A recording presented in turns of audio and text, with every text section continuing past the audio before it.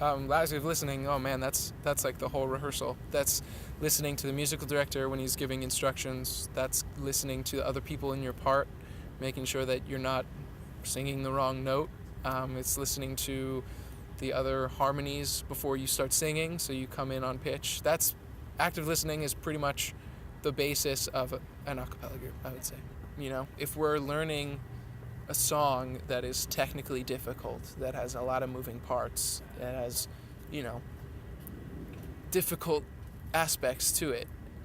If people are talking, if people are not listening, even when parts that are not your own are being taught, if you're not listening, you don't get the cadence, you don't get the rhythm, and then that rhythm has to be retaught to you when it's time to teach you your part. But if you can pick up those little things before you have to learn your notes, the whole learning process goes so much easier and much quicker. As like a Greek organization, we do have some like ritual that occurs at our meetings, but generally it is headed by the president of our organization. Everyone is called in, and we give each person who's in a primary leadership position, our officers, they give a report. So we go straight down our executive line and straight down all of our committees. Beforehand, we set an agenda for what we're going to talk about. So we have a pretty loose format for what we do, but we do set an agenda. All the committees, they send me their bullet points for the agenda by their committee report, and then all the executive officers just like write on the agenda. But we put it up on the screen so everyone can see it, and we just stick to it. And if stuff needs to come up, it'll come up. Yeah, we do like Google Hangout every now and then. Our primary communication method is like Facebook Messenger because it's super easy. You can find everybody all the time on Facebook.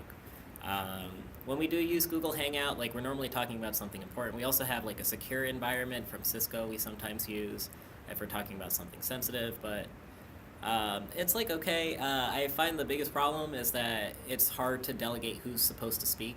Right. And a lot of times when we are having these virtual meetings, it's because we can't meet in person, so it's always a little like shaky in terms of people being fully prepared to have a meeting.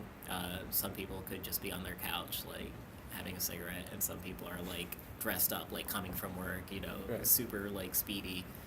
So yeah, I don't know. It's all right. It also is not a lot of fun when like half of you have video on and half of you only have sound on. Yeah.